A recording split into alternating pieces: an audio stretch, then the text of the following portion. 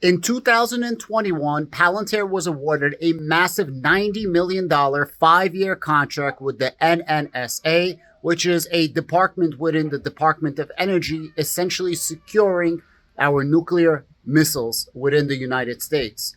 This is going to be a video that was just posted by the director of the NNSA explaining how they have to do more work than ever and they have to produce twice as much output with half as much staff, and that most of the staff that's been there for a very long time with 40-50 years of experience is gone, and they needed to make up for the shortfalls. On top of that, they said that the program essentially was running based on experience, but all of that experience is leaving daily, and now you have a new younger generation of less experienced workers.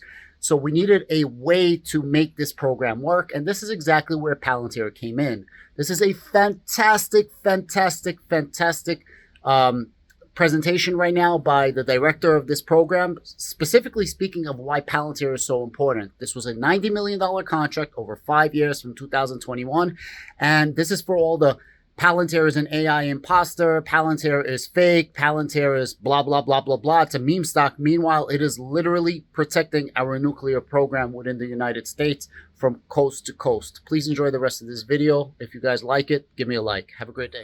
The senator, when he opened this, talked about the importance or the utility of having opposites. So in a practical example of that, here's something completely different. I am not a CIO. I am not a software expert. I am an operator and a user. I have an obscure title for a somewhat obscure organization, but I'm going to talk to you about a challenge that we're facing and an opportunity we're using to overcome it, and hopefully engage you in. The last question was asked about culture. That's really what I'm mostly here to talk about. So, quick agenda. I don't need to go through it. Obviously, I need to start with who the heck are we? And so we'll go with that. Usually, I have to take quite a long time to explain what the National Nuclear Security Administration is, but thanks to Christopher Nolan, it's gotten way easier. We are the modern day Manhattan Project. That's the simple explanation for it. But we've evolved over time. Right? So we have 3 fundamental missions. The first one, as you would expect, is we are the civilian agency responsible for the safe, secure, and reliable nuclear explosive part of the nuclear deterrent. The delivery vehicles, the employment is the Department of Defense. Department of Energy is responsible for the actual warheads. Now, any government or any nation that has a strategic nuclear deterrent has an obligation to also have a mission to do nuclear threat reduction, to do non-proliferation, counter-proliferation, to aid in a world that can control the advancement of weapons of mass destruction. And of course, we have that activity also. If the president wants to understand what happens when the Russians occupy or bomb a nuclear power plant, they come to us and others, but we have a lot of the technical data. Last part is we are responsible for the nuclear reactor portion of the Navy's nuclear fleet, so the submarines and aircraft carriers. We have a pretty significant underpinning of science technology capabilities. For example, some of you probably know this, but we were the people that achieved nuclear fusion in a laboratory. So we created the sun and a little BB. That's the kind of things we do in NNSA. We are a fairly captured organization. This is it. There are 12 sites, if you include the 4 that do naval reactors, 8 sites that do the nuclear weapons program. That's about 60,000 people. 2,000 of us are federal employees. I'm the senior career civil servant in NNSA. Most of our folks are what we call M&O contractors. Just like Oppenheimer came from the University of California, we still have many of our folks who come from the University of California and other corporations, academia, private industry. This is it. The 60,000 of us deliver the strategic nuclear deterrent, or it doesn't get delivered. There's nobody else to do it. And that's the way we look at our mission. We are a captured enterprise of dedicated professionals, but we're small and we have what we believe is an outsized important mission. So let me tell you what our actual challenge is. If you start with the post-Cold War, and that for me is the early 1990s, the Berlin Wall had fallen. In our business, a big deal. The president had signed something called the Nuclear Test Ban Treaty, so we weren't going to do any more underground nuclear explosive testing. Peace had broken out. So we did the responsible thing to reduce the enterprise of nuclear weapons. We reduced the number of nuclear weapons we have. We reduced the diversity of those systems. We likewise reduced the production and scientific testing capability that underpins that.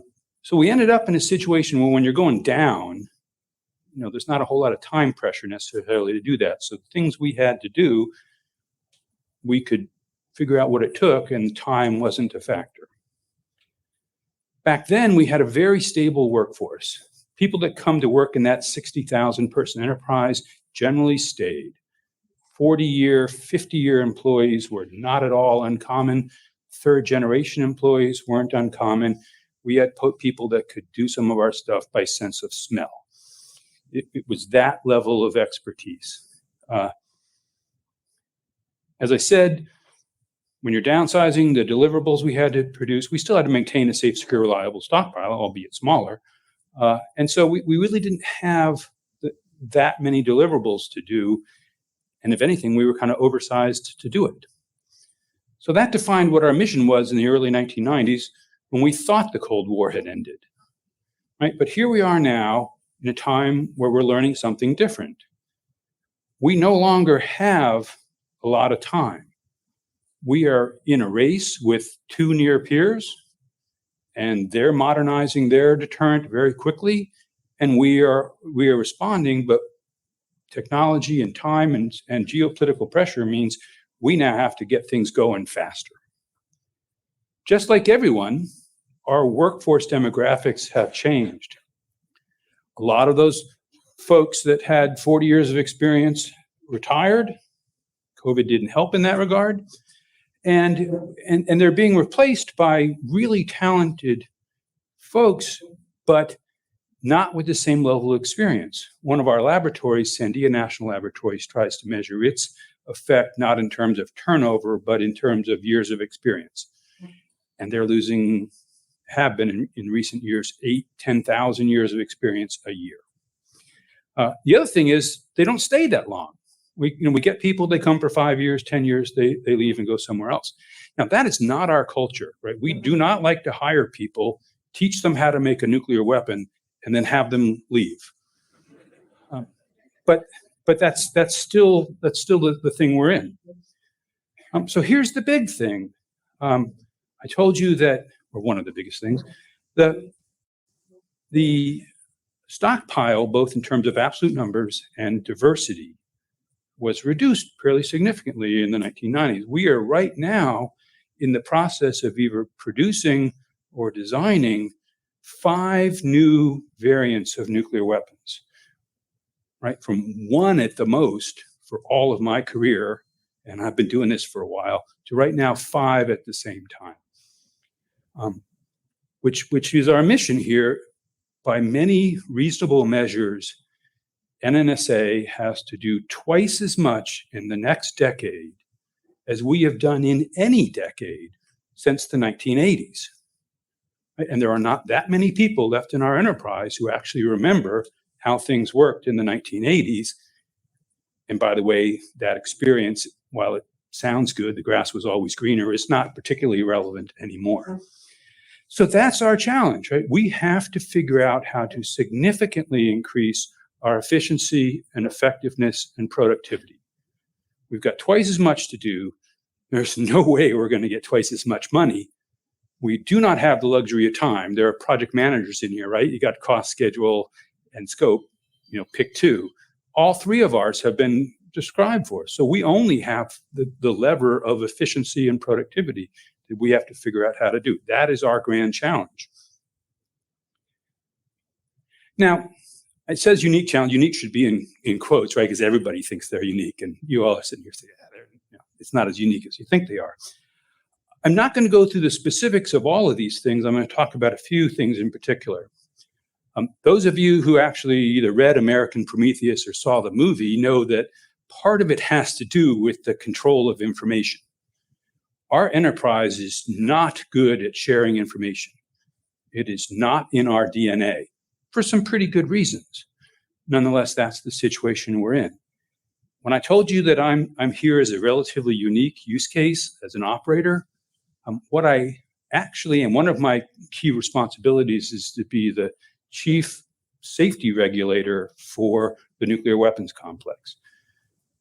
The Nuclear Regulatory Commission does not regulate nuclear weapons. We, quote, self-regulate, which it works just fine, but that makes us the owner, the customer, and the regulator of this activity all at the same time.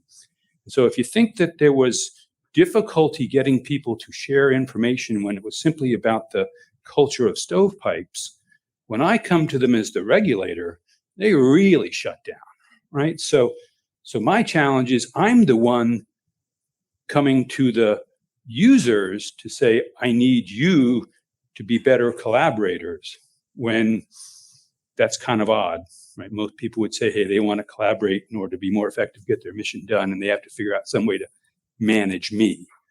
But it's actually, in many regards, the other way around.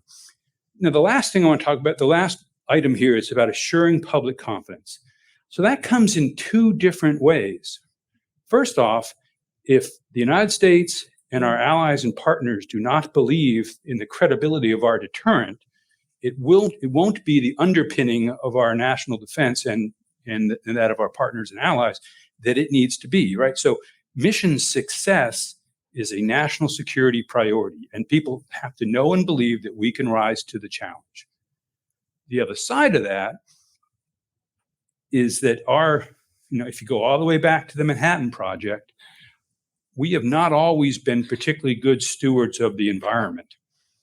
There has been some challenges that came along with the Manhattan Project in the early days of the Cold War that produced some environmental issues and some safety issues that after the sort of curtain came up, people got more insight into. So another big part of our ability to execute our mission is that we need to have the support and confidence of the communities in which we operate. And so we have to make sure we do the mission, and we have to make sure we do the mission in a safe, secure, and environmentally friendly way. Otherwise, we'll lose the freedom we need to operate. So that's the underpinning of the challenge we have and that I face. Oh, wrong button. So not surprising to you all, NNSA and the nuclear security enterprise is a pretty high-tech place, right? We have some of the world's fastest supercomputers, arguably like 3 of the top 5. We have certainly some of the best data scientists. But my use case, my challenge that I'm talking about is a little more mundane than that, right? It's not about that. It's about the day-to-day flow of information and the connectivity of an operational perspective of things. So while these boxes might be true for everybody, I'm looking at it through the lens of a regulator or someone who has to ensure that we can operate safely, where the highest consequence failure to operate safety is an inadvertent nuclear detonation in a big hole in West Texas. So, really high consequence. But we have to achieve this mission proficiency. Safety professionals are not the highest rung of cachet in NNSA, right? So we don't get a lot of easy personnel turnover. We tend to have a few really dedicated folks who tended to be pretty old. And so this demographic shift has hit that part of our enterprise particularly hard. And so achieving and sustaining mission proficiency when we have all this experience leaving is a big part of our challenge. Obviously, that means where we need to use modern IT to help us. For lack of a better term, we're trying to come up with a digital twin of a safety inspector.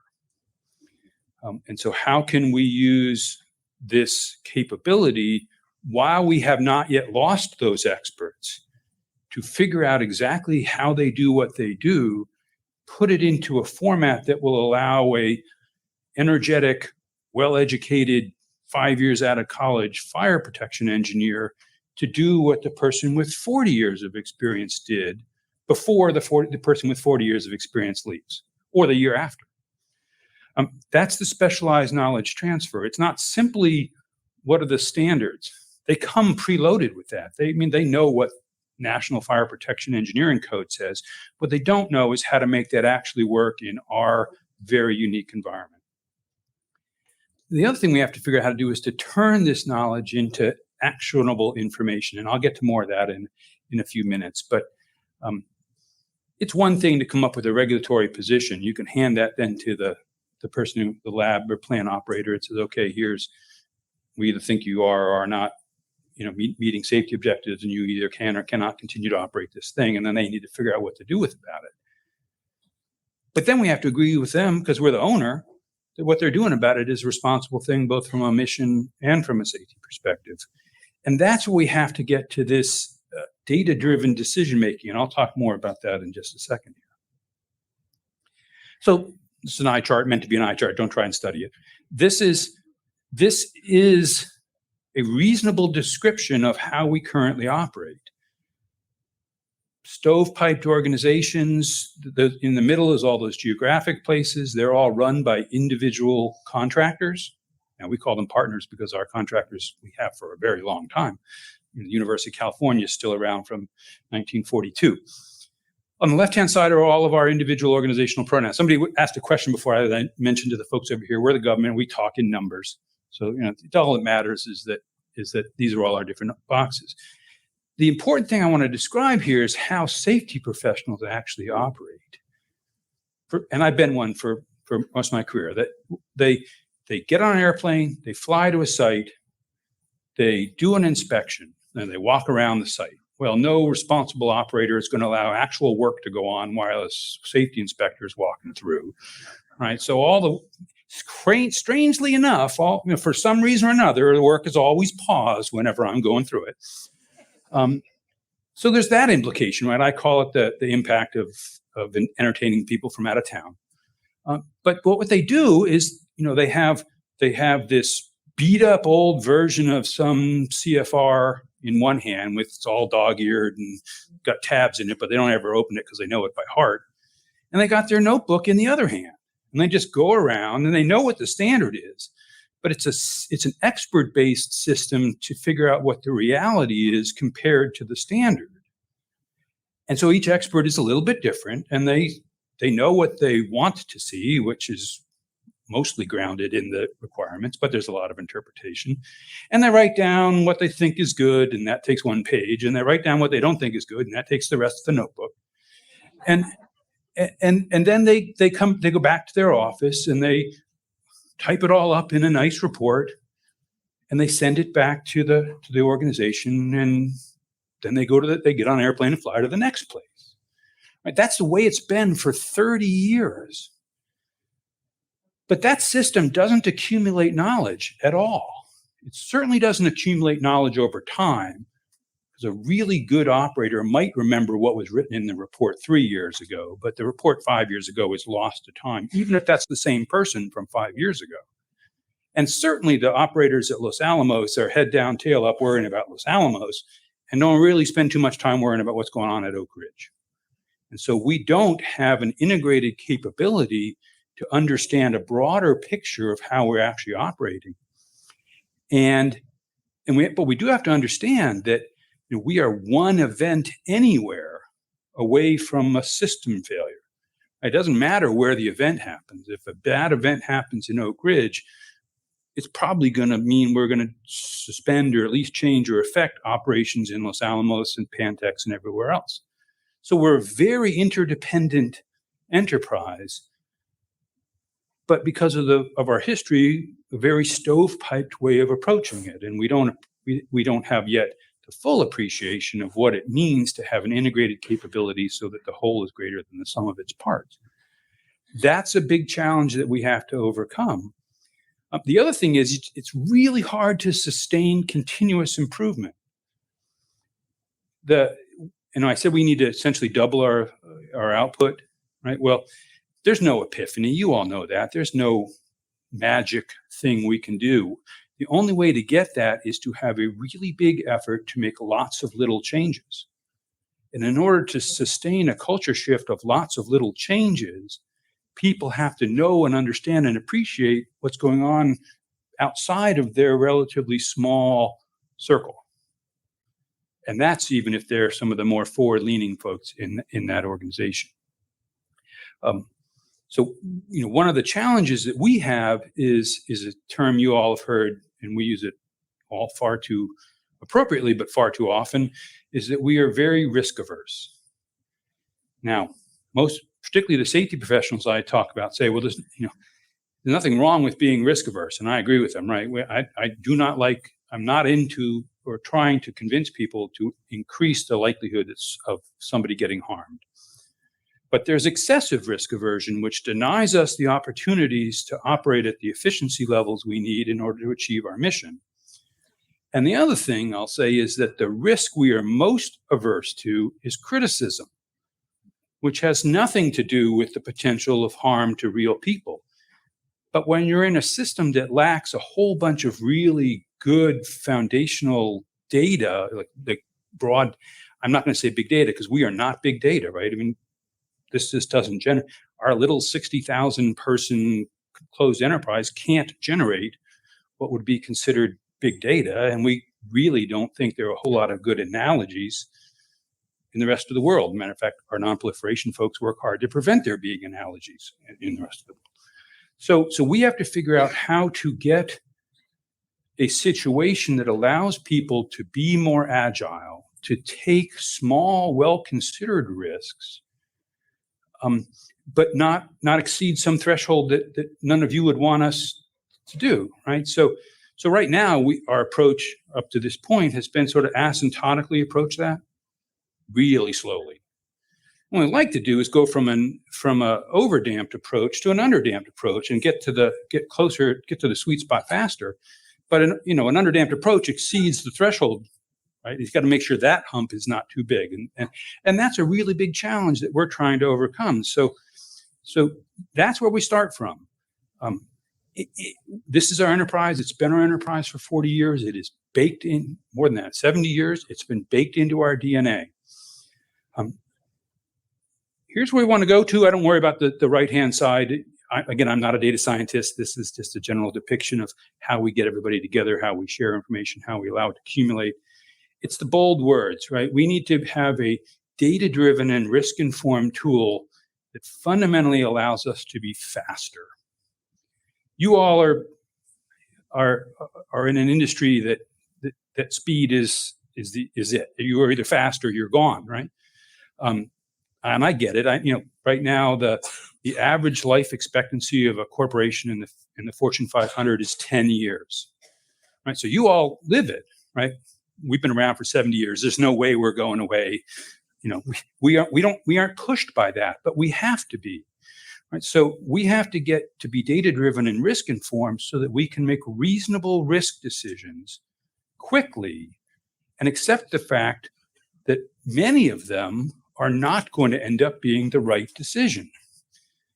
If you're in a big challenge, one of our key leaders said that the best thing you can do if you're faced with a big challenge is make the right decision. The second best thing you can do if you're in a big challenge is to make the wrong decision. But we use the third option, which is to make no decision.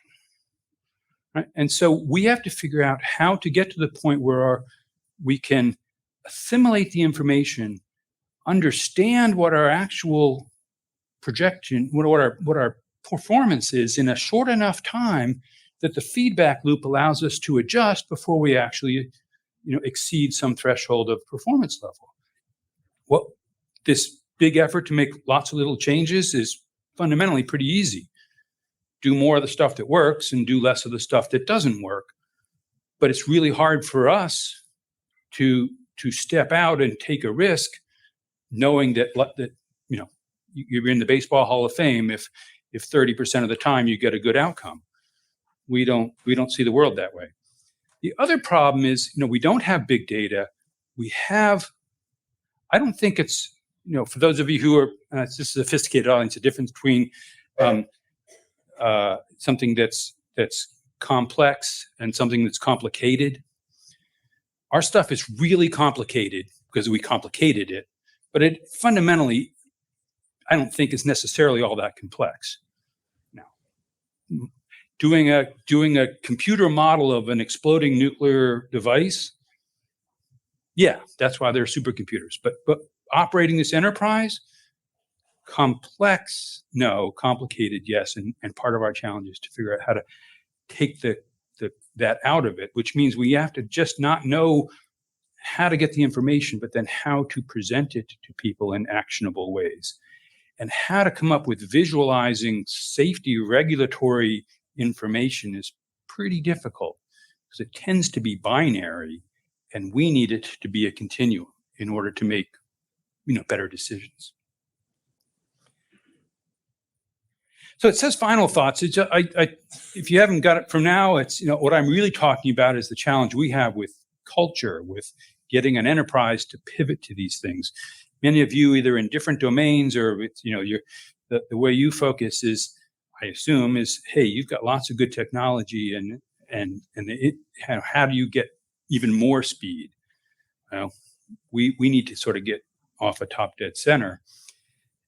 And so this is how my job as the head of operations for NNSA is trying to figure out how to get a reluctant enterprise to adopt what is a critically necessary capability. And I don't think there's any other analog, right? We can choose from within the capability what tools to use, but fundamentally sharing data, analytics, AI to a certain extent. AI and nuclear weapons is not yet something anybody wants to say in the same sentence. But we have to figure out how to do that. So a big part of it is, and I have in cooperation with Palantir, we have an initiative. It's called SAFER. It's a really tortured acronym in order to get it to work out that way. But it's been under work for about 6, 7 years now. So we got a little bit ahead of this because of that demographics problem. But we still have to figure out how to manage change. Just like the folks before me said, hey, the government's information is the government's information, no matter who it's currently residing with. But getting that information and connecting it is a challenge. And and getting people to both be willing to share their information, and then having other folks say, access to information is not an invitation to micromanage. Right? So the people that have the information are very rightfully fearful that if I'm a contract, I'm the regulated entity, and I share my information with the regulator, they will be better regulators and I will get more negatives, or they will at the very least, go from already what we might consider micromanagement to nano management. And they're rightfully very fearful about that. So we have to figure out how on both sides of that entity say, well, this is about performance, right? If we have better knowledge of performance, then we can get out of this trap we're in where everybody is working in theoretical space. Should we or should we not allow this activity, to trying stuff and then measuring whether or not it worked, which is not the space we're currently in. I talked about secure data. It's not, and so one, it's this who wants to share bad news with a regulator. None of you do. I get that. I didn't either when I was on that side of the things.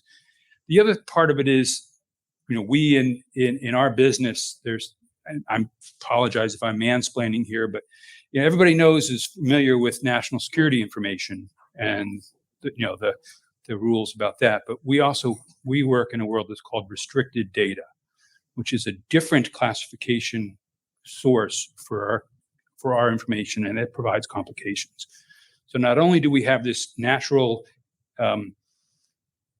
challenge we also have this data thing.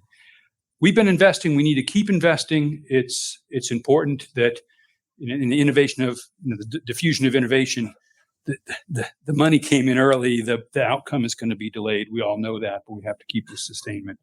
And the big thing is building momentum, which is what that's my day job. That's what I'm here to talk to you all about, to share with you our understanding. And I was going to leave time for questions, but there's 4 seconds left. So, all right. Thank you all very much.